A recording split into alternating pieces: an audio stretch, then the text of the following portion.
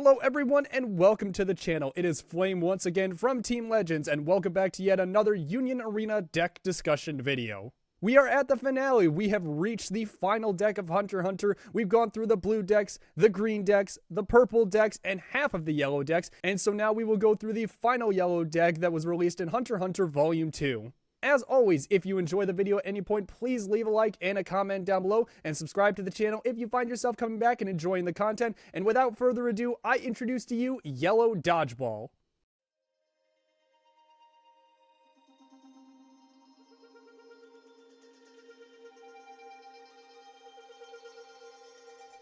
Yellow Dodgeball was the second yellow deck that was released exclusively to the Hunter x Hunter set when Volume 2 first made its introduction into the game. Since Razor and his Nen Beast deck was a pretty streamlined deck, a lot of the extra support cards in the yellow set went to supporting the Razor Attack Team deck that we have here. While Razor's Attack Team is the more technical name for this deck, it's a little bit easier to call it just the Dodgeball deck, as it is the other half of the Dodgeball match, as Razor was one side and the Razor Attack Team between Gon, Killua, Bisky, Hisoka, Gornu, and the like was the other half.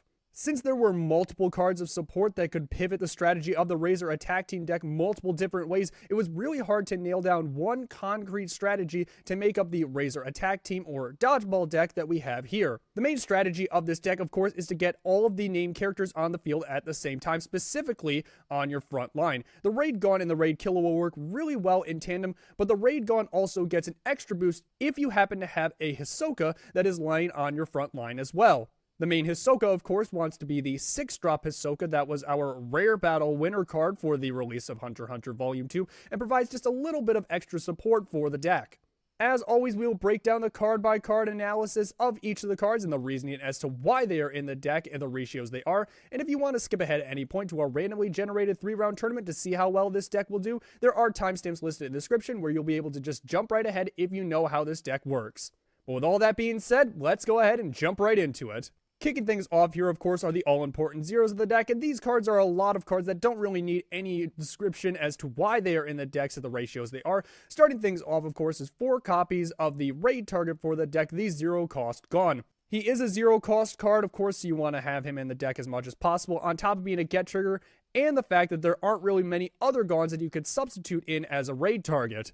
Likewise, of course, another 4-off in a 0 and a pseudo raid target is 4 copies of the 0-1 Killua. This card, of course, is your draw discard. When played, you draw 1 card, then place 1 card from your hand into the sideline, on top of being a draw trigger. Pretty solid card, and when you want to fan through the deck as much as possible, you're going to need to see him as frequently as possible in here at 4 copies. Our final zero-cost card that we're going to be playing in this deck is 3 copies of the 0-1 Bisky. The reason we put Bisky in this deck instead of some of the other zero-cost cards in the set is because she has an active trigger and a 2000 BP body on a zero-cost card. You're going to want to be playing a little bit more aggressively as it's a pretty small deck for the most part, so having a 2000 zero to start things off and an active trigger is pretty powerful. We don't need to see her too many times, of course. We are playing 11 zeros and 4 ones, so that's about standard. It's a little more on the risky side, but because this deck is so small, you're not necessarily starving for energy more times than not in the early game states. Moving out of our 11 zeros in the deck, we will be moving on to the 1-cost cards in the deck, and we are only playing 4. It is 4 copies of the 1-cost Gorinu. This card is at 4 in the deck, even though it doesn't have a trigger because of the fact it is the searcher for the deck. When played, you are able to look at the top 3 cards of your deck, and you're able to reveal 1 Razor Attack Team card among those 3 cards and add it to your hand. The remaining cards, of course, go on the bottom of the deck in any order, and if you add a card to your hand, you have to discard. Because every card in this deck, except for the event cards, are Razor Attack Team cards by affinity, you're basically able to find any character you need in any situation. You can find those much needed double energy generators, so you can get up to the required 6 you might need to play the Hisoka, or you can find a raid target or a raid itself if you absolutely need to, courtesy of this Gorinu. It is a little bit riskier of a play because he does not have a trigger, but comparing him to a lot of the other 1-cost cards in this set, he's really the best option you need to get your plays going. Moving away from our 1-cost cards, it's now time to look at the 2-cost cards, and likewise to the 1-cost, we're only going to be playing 4 copies of our 2-cost cards, 4 copies, of course, of the color of this set, the 2-cost Gon.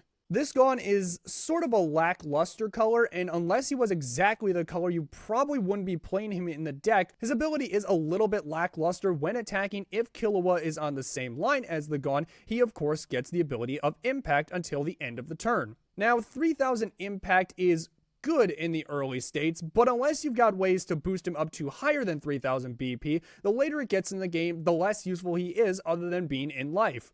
He is a raid target, and he's not exactly the worst raid target that you could have, as he can pretty much hold his own on the front line until you absolutely need to drop the raid, and he is the color in the deck, so we're playing him at 4. We now move into the 3-cost cards of the deck. These ones are the majority of the double energy generators that we're going to need to get up to our required 6 energy, starting things off, of course, with 4 copies of the 3-1 Bisky. I discussed the strength of this Bisky card back in the Razor video, but we'll go over it again in case you have not seen it. This Bisky is able to get you numerous amounts of cards and resource and advantage. When played, of course, you're able to draw a card. She, of course, has a draw trigger, meaning if you hit her out of life, you draw a card, and has an activate main ability that switches her to resting and sidelines her, and you draw a card. On top of her being a double energy generating card, you can find this Bisky just about anywhere in the game, and she will provide you some sort of advantage. And of course, since you want to get up to 6 required energy, you're going to need her as many copies as possible, so she's in here at 4. Our next double energy generator in the deck is 2 copies of the 3-cost double energy generating Hisoka. The options for Hisokas in this set were not exactly the best to choose from. You either can play this 3-cost double energy generating Hisoka, a 5-2 Hisoka, or the 6-1 winner card from the rare battles. This Hisoka can live on your energy line as he generates 2 energy, but he also can be a pretty powerful body if you play him on the front line, provided you have the right cards. His only ability is if Gon and Killua happen to be on your field, this character gains 1000 BP permanently. So as long as you have the Gon and Killua residing somewhere on your field, whether it's front line or energy line combined, this will be a 4000 character on your turn and your opponent's turn. If you want to experiment with this Hisoka at any more than 2 copies, you are more than welcome to do so. And if you do, let me know down in the comments below how it goes and see if we need to make any adjustments to this deck for future purposes. Our final 3-cost double energy generating card for this deck is 4 copies of the brand new double energy generating Killua that we got exclusively in Hunter x Hunter Volume 2. This was the final card among the 4 brand new cards that we got as English exclusive cards in Hunter x Hunter Volume 2. We've gone through all the other cards in their respective decks, the purple Illumi for the Zoldyck family deck, the blue Gon for the specified slot deck, and of course the green Kurapika for the Kurapika deck. This Killua, likewise to the Illumi back in the Zoldyck family deck, was a card that was released specifically for 1 card and 1 card only, and that of course is the upcoming raid that we'll be discussing, the Raid Killua. This card generates 2 energy on the energy line with a draw trigger and is a Killua by name, so you can play it as many copies as you want. He also has an ability that is pretty strong and helps out immensely with the problem of the Raid Killua. As an activate main ability, it can only be activated if Gon is residing on your front line. You choose one character on the opposite line of this character and you swap them with it. If you do, this character gains 2000 BP until the end of the turn. The main use of this card is, of course, to remove the Raid Killua that is residing on your front line. We'll go over it more here in detail in a moment, but basically what it is once the Killua has served its purpose, you're able to swap it if this card resides on the energy line and move it up to the front line, as it is now a 4000 BP swing, plus you don't lose any advantage as the Killua is still residing on the same line as the Gon. You're obviously able to play this card with any other character on your field, provided it is on the opposite line of Killua, and if you play this card on the front line, you can swap it with one on your energy line, say a Hisoka at that, and you're able to keep your energy generation high and move a Hisoka up to the front line where he can be a 4000 BP body as well. There are many uses for this card, and the more you're able to experiment with it, the stronger it becomes, so he's in the deck, of course, at the maximum of 4 copies. Our final 3-cost character that we're going to be playing in the deck is one of the 2 raids we're playing in this deck, and of course will be the 3-cost Killua. We are only playing this card at 3 copies. Killua's first line of text, of course, gives him the ability of Step, meaning that he's able to move from the front line to the energy line in movement phase. He has an activate main ability that only activates if he's on the front line and by switching him to resting. You choose one Gon Freaks on your field, it gains damage +1 until the end of the turn. If this character was played this turn, it gains the ability of Snipe instead. Continuing the points we were making back with the previous double energy generating Killua, the main problem this card had was it switched itself to resting to boost your Gon, and then it stayed on the front line and didn't allow you an extra attack. The nice thing is we got the new double energy generating Killua that after this card has used its ability and switched itself to resting to boost the Gon, you're able to swap it with the other Killua on your energy line, moving him back and keeping him safe, and moving the other Killua up to be an extra body to swing with. On paper, that combo is pretty powerful, and it definitely helps to keep your raid Killua safe and sound on your energy line. However, the more you read over this card and read into it, the more problematic it becomes. First and foremost, it has step, which isn't a bad thing for a card that you can move it back to your energy line in order to generate more energy. The problem is that on top of its ability of step, its activate main ability can only be used if it's residing on the front line.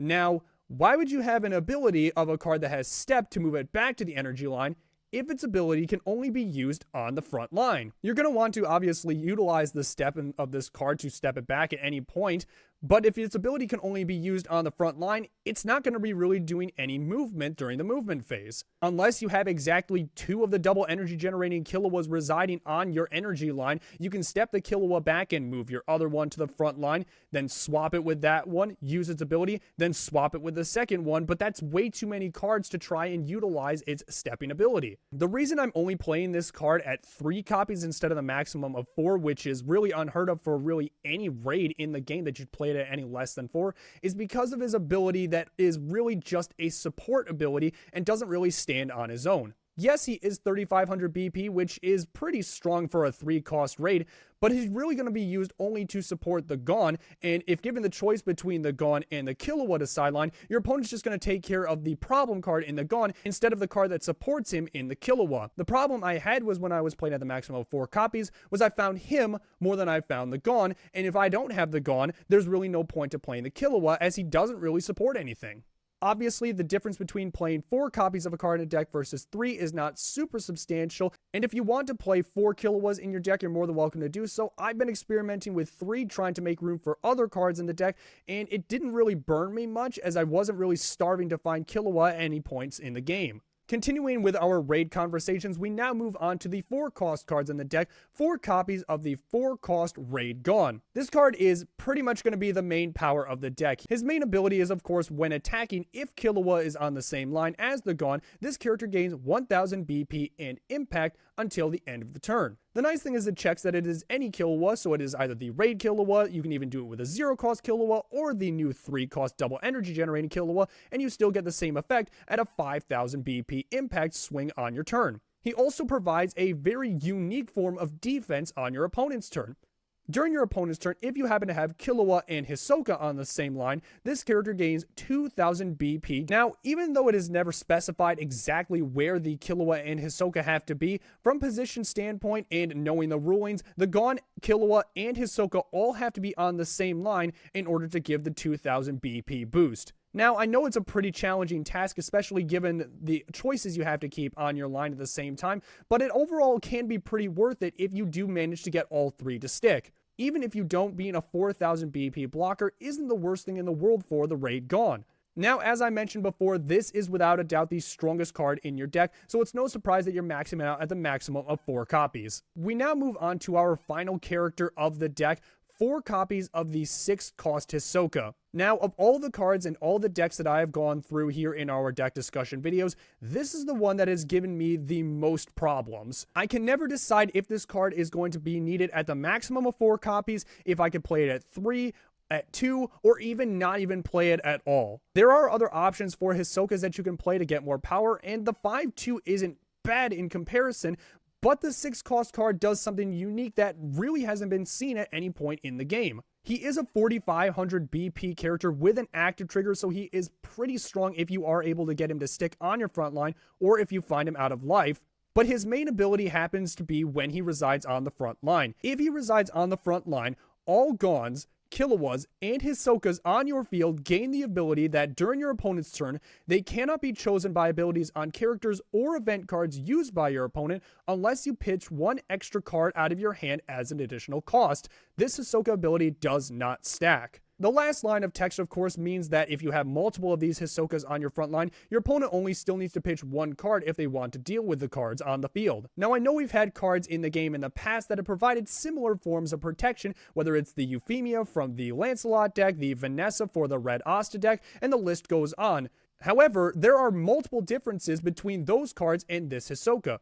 First, of course, is the required energy to play it. Most of those cards are 2 or less required energy. This Hisoka requires 6 energy to play. The reason he costs so much is because his protection ability is different from all of the others. Normally, the aforementioned cards, the Euphemia, the Vanessa, or even the Kaoru, can only protect other cards on their field and exclude themselves. The Hisoka is different that as soon as he is played, he, as well as the Gaunt and the Killuas that he is protecting, is insulated under his own ability. This means that your opponent can no longer just use a simple removal to out the card and not have to pay the cost. If they want to take care of the card that is protecting everything on the field, they still have to pay a cost to do so. This ability alone provides excellent coverage for your board and definitely warrants the Hisoka to be played in the deck, but I'm still not convinced that the card needs to be played at the maximum of 4 because it takes away from the deck's ability to be a rush deck. He is obviously useful if you can find him, and the more times you find him, the better off your board is going to be. So for the purposes of this video, we are going to be trying it at 4 and see how well it goes.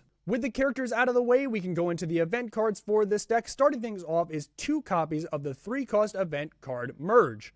I had never considered this card to be an option in the deck until I think it was about last week when I brought this deck out again to look things over, and it does have uses to boost some of the other characters on your board, so the Gaunt isn't exactly the only power in the deck. You activate this card and activate the effects in order. If Gaunt is on your field, you're able to choose one character on your field, and it gains 2000 BP until the end of the turn.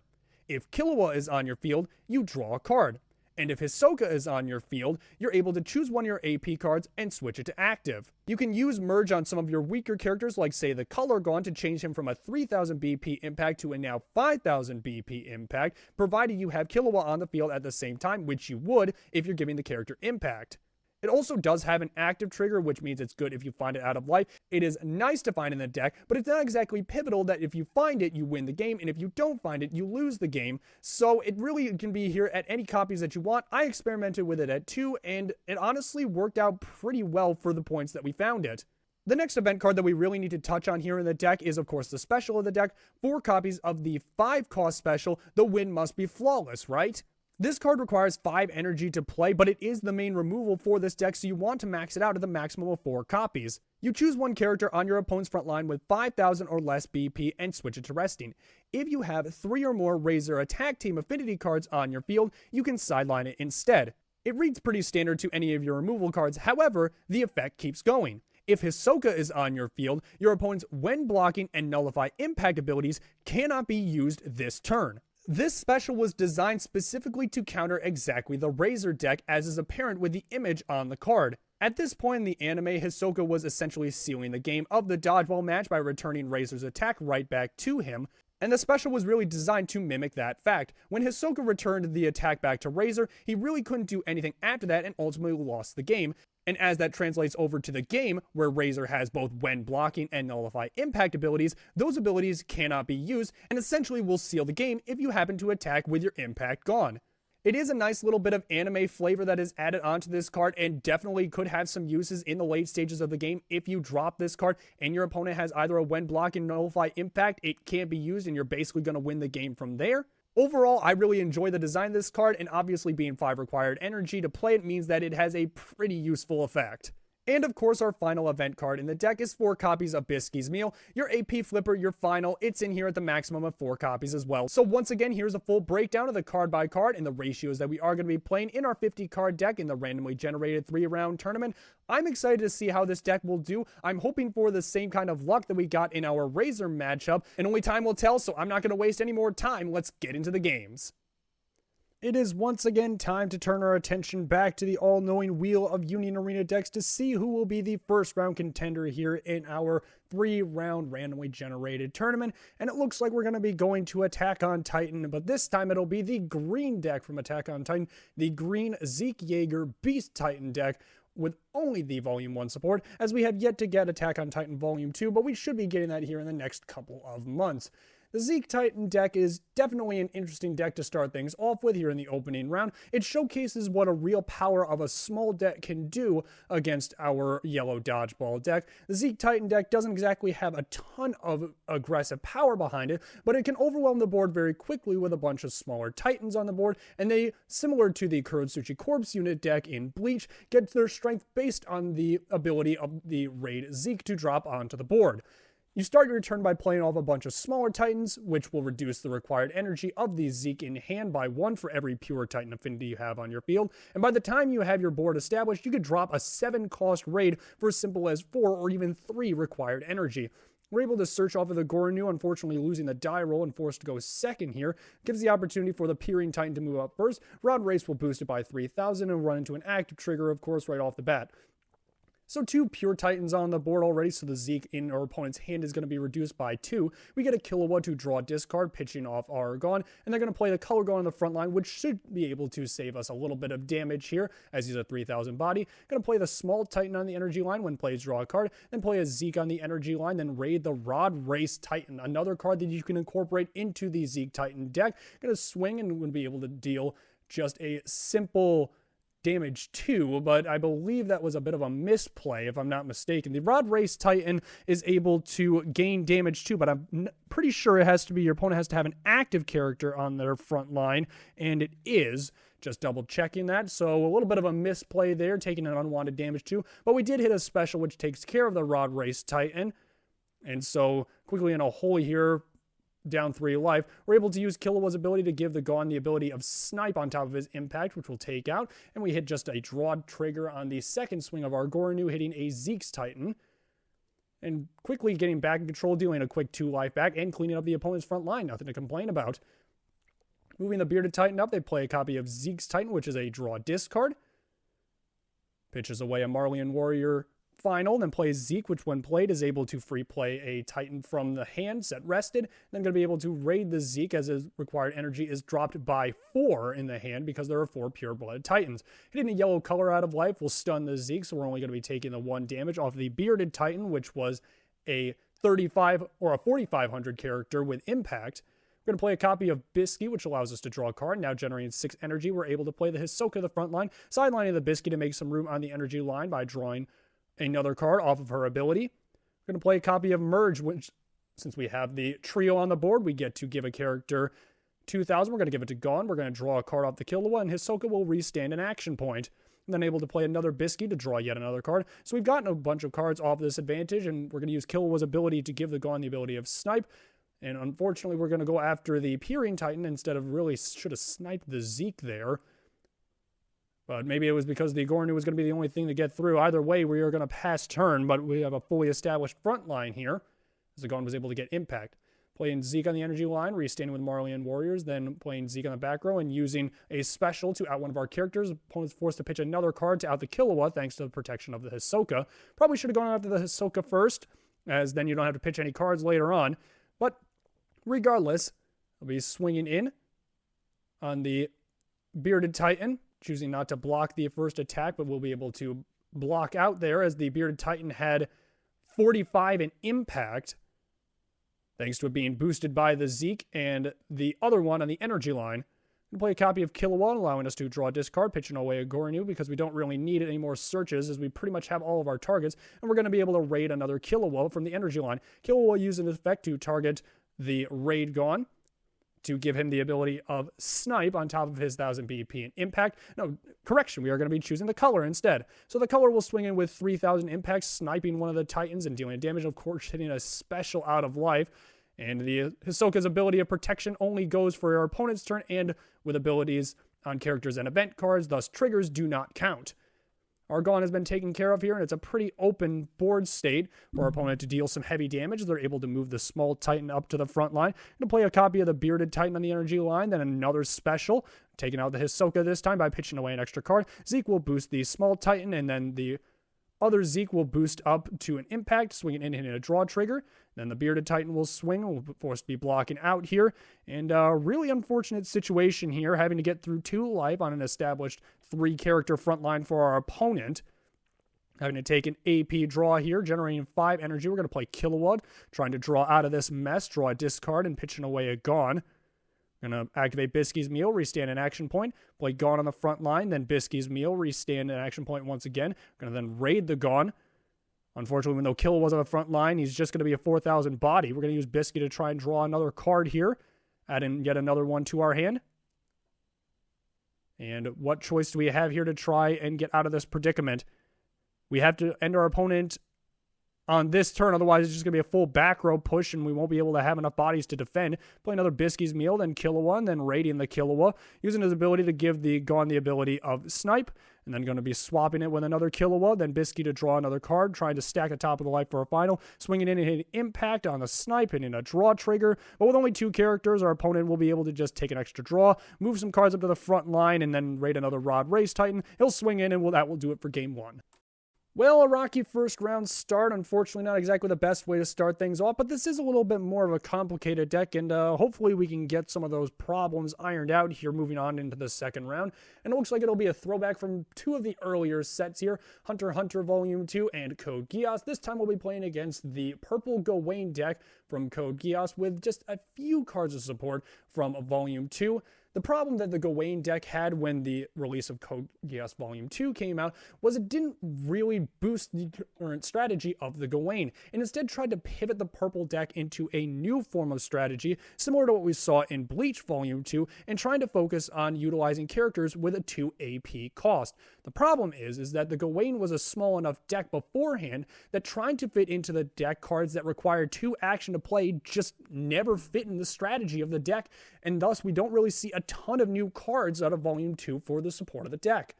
I'm going to play a copy of Gone and then Gornu once again, going top 3 to get a search in our deck. I'm able to grab the Hisoka here. And of course, if we add a card off the Gornu, we have to discard, pitching away the Bisky, as we already have 2 generating energy on the line. You don't really need another 0 in the hand. Opponent's going to play Colin and 0 to set their energy line, and then passes it back to us. See a couple cards in hand, a color Gone and a regular Gone as well, as we move Gornu up to the front line. We use Gornu again to go another top 3 to search. We're going to find the Raid Kilowatt here, and we'll add it to our hand, pitching off another card. We'll pitch the 0-1 Gone, and then the color Gone on the energy line, establishing here. Hitting a nice purple color trigger on an empty sideline is pretty good to start things off here, as we get the first swing in for damage. But with the switch to resting energy generation C2 on the energy line, we can assume our opponent's got quite a few plays in store for us here this turn. With only 1 Gornu to defend, they're going to move 0 up to the front line, using that C2 and play Lelouch, meaning the 0 can't be blocked by anything 2,000 or 3,000 or more. Then doing the Lelouch once again, and then raiding a Gurren to force us to block with a Gornu. So unblockable in the first one, hitting a draw trigger, then force blocking with impact hits the active trigger, and quickly the tides of battle have turned into our opponent's favor, as we lost 2 life here with a draw and a bum active trigger. Taking the extra draw here is now having to find our way to claw back, quickly back 1 life. We're going to play a copy of Bisky, trying to draw out of it by drawing a card. Using Bisky's Meal, restand some action points. And we are going to raid our Gone from the energy line, moving him up to the front line here. Unfortunately, the Gone will just be 4,000. Doesn't have the ability to get impact unless we find a Kilowatt. And we do have one. We're going to play him to the front line. We're going to swing the 5,000 in impact, hitting a purple color trigger. Once again, is going to be able to play back the previous purple color trigger, Colin. And we deal 1 damage, but not necessarily the best terms of damage, as we gave our opponent yet another character on their front line.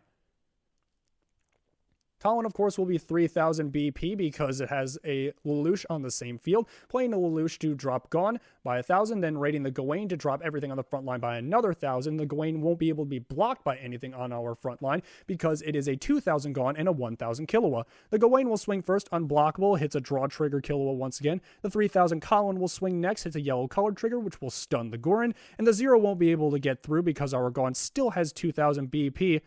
But a really, disadvantageous position here, as we'll see if we can try and claw our way back. Down now 2 life. It is 5 life to 3.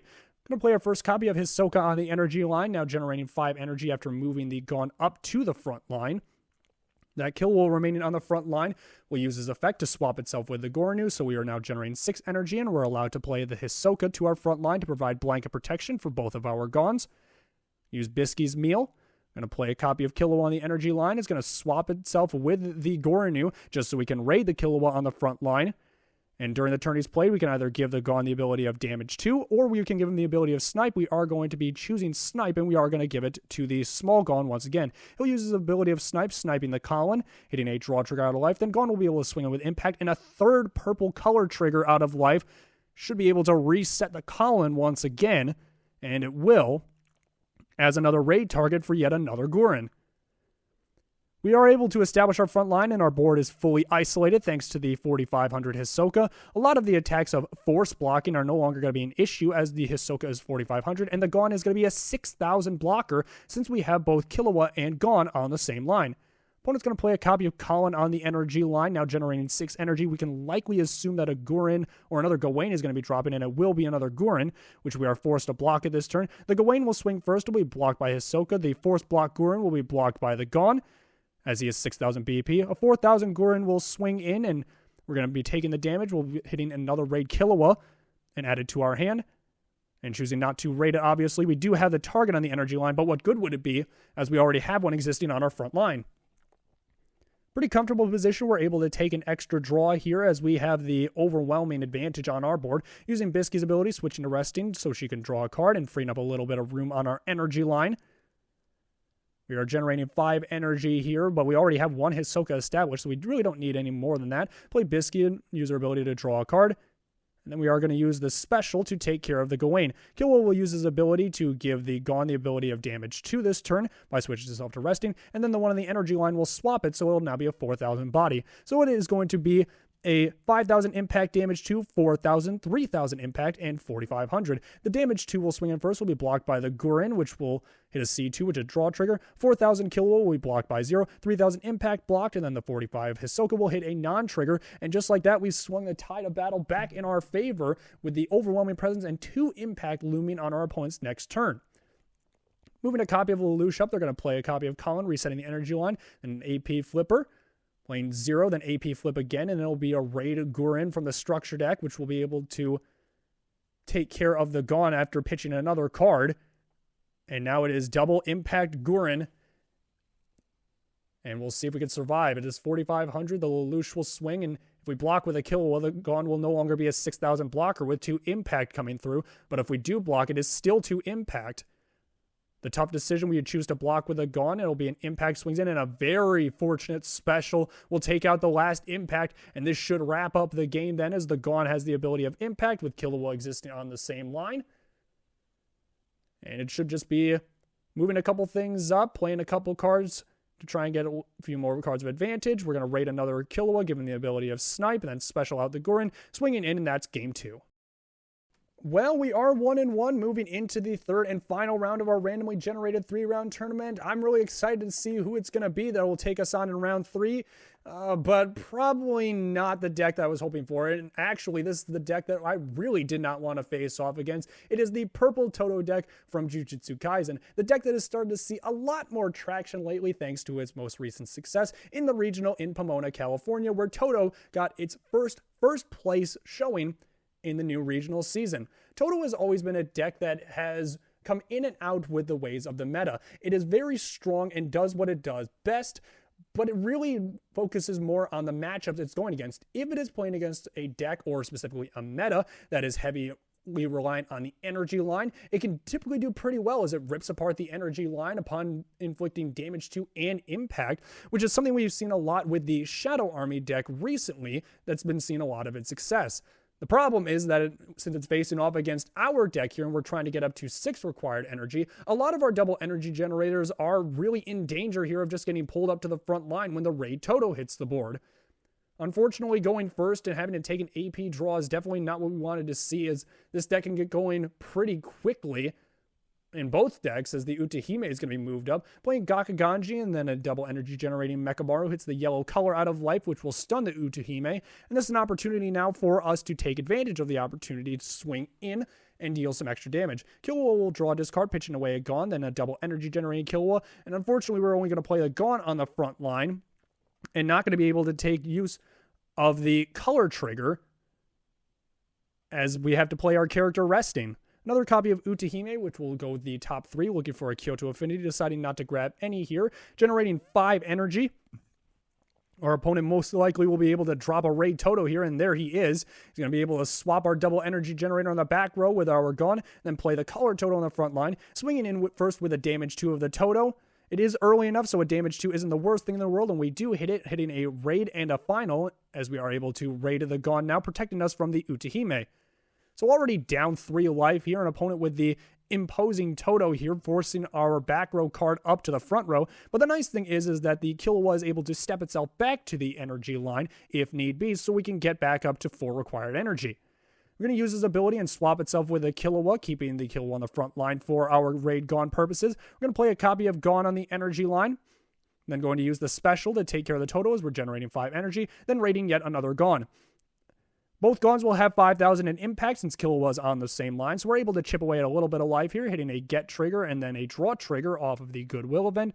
Swung the tide back just a little bit in our favor, but we have to do a lot more than that if we want to be able to claw back against a powerful deck like Toto. Play a copy of the Mechamaru raid target on the energy line, then another copy of Toto, which will pull the Gakuganji up to the front line and push the Toto back as now generating 6 energy. Play a copy of Domain Expansion, then Boogie Woogie, which will take our raid Gon and put it on the bottom of the deck. We do get to play one from our handset resting to the front line, but it does not get its when played ability, and since Toto's on the board when Boogie Woogie is used, they get to draw a card.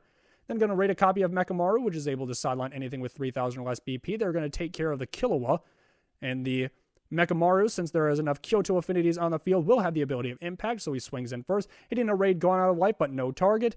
Toto will be blocked, and then the Gakuganji swings in, running into a special to take care of the Utahime, as will spare us 1 more life, and quickly in the hole here, 5 life to 2, forced to take an extra draw. We do see Merge in the hand, as now that we play the Hisoka to the board, we are able to fully utilize the ability of our Merge. We're going to use Merge, and we're going to choose the raid Gon, giving it 2,000. Since Killua was on the board, we draw a card, and since Hisoka's on the board, we get to restand an action point. Drawing an AP Flipper, we're able to play it, restanding a couple more action points.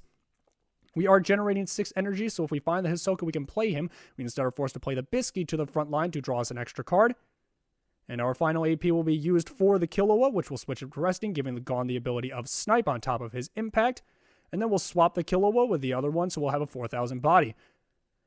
The sniping Gon will take out the Mechamaru, dealing 1 damage, hitting a draw Utahime, then a 4,000 Killua will hit another raid target for the Mechamaru, and will pass turn here.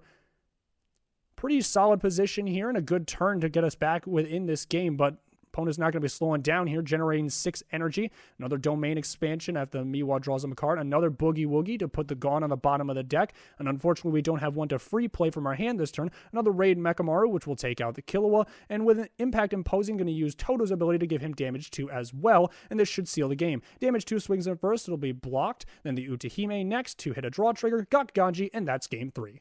Well, here we are back after our randomly generated 3-round tournament, and honestly, a little disappointed we didn't have the same kind of luck as Razor. We got 1 win of our 3 matches, which is a win at the end of the day, but honestly, we could have done a lot better with some of our playstyles, been a little bit more aggressively in certain places, and maybe played a little bit smarter at some points. With the deck discussion out of the way, and the matches as well, it is time to get into the objective pros and cons of the deck, starting of course with the pros.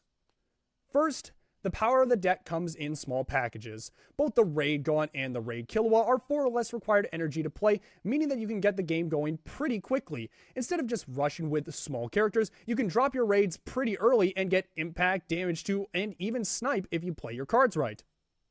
Second, it provides unique protection. While there are several cards in the game that provide blanket protection on your board, the Hisoka is unique based on both his size and what he can protect. Being a 4,500 BP body means he's not exactly going to be the easiest character to remove with anything but a special, and the fact that he also blanket protects himself on top of the Gons and Killuas on your board makes him an overall really difficult card to deal with.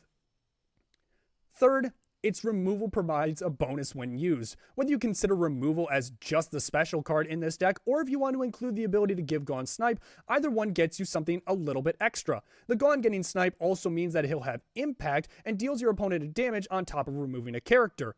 The special also gives a bonus if you have Hisoka on your board, which makes any impact that you're trying to swing at lethal damage almost guaranteed to hit, with both blocking and nullify impact can't be used. And now of course for the cons. First, The true power of the deck resides in one character. While the deck can do a fairly good job at disguising where the most dangerous card is, it is always just the raid gone. Take him out of the equation, the other cards in the deck really can't do anything on their own thanks to set design from the anime. Anyone who has played against the deck at least once knows that as soon as you take out the raid gone, you're usually in a pretty good position.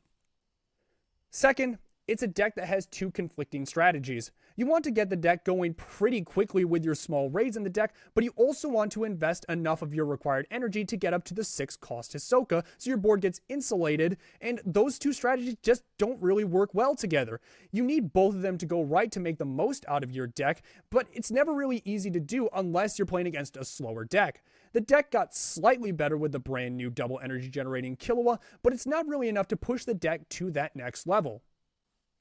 Third, the alternative cards hurt the deck more than helping. Razor was the deck in the yellow color that really was pretty streamlined and didn't need a lot of extra cards. That being said, all of the extra cards in the set went to support this dodgeball deck, and none of them really help out. You could try to play cards like the Sezagera to boost the BPs of characters on your board, or a whole Gornu and his Nenbeast package if you truly want to go that route of a smaller engine, but it just clogs the deck up with more cards that aren't really helpful to the overall strategy. Without the accessibility of decent support cards, you're left with few options to improve this deck and are ultimately left to just make do with what we have here. Honestly, I still really enjoyed playing this deck. I think there is a lot of potential in here, whether it's to mess with certain ratios, cut certain cards, or even boost cards at that. And with only one volume of support, it's definitely clear that the deck can only get stronger from here on out. I definitely will not give up on this deck and will continue playing it until I find the right formula. But that's going to wrap things up here for yet another Union Arena deck discussion video. Thank you all so much for sticking with us through this roller coaster of a journey through the set of Hunter x Hunter. We've definitely had our ups and downs through the showcasing of all of these decks, and I hope you learned something new about these decks, or maybe even want to try these decks yourself. Regardless of what decision you may make, we are thankful for all of the support we've gotten through the set of Hunter x Hunter, and we hope that you stay tuned because we have a lot more IPs on the horizon. If you have not already, please leave a like and a comment on this video as to what your favorite part of this series has been, and subscribe to the channel if you find yourself coming back on the regular and enjoying the Union Arena content. Once again, this has been Flame from Team Legends. Thank you all so much for joining us, and we'll see you again soon for more fun Union Arena content.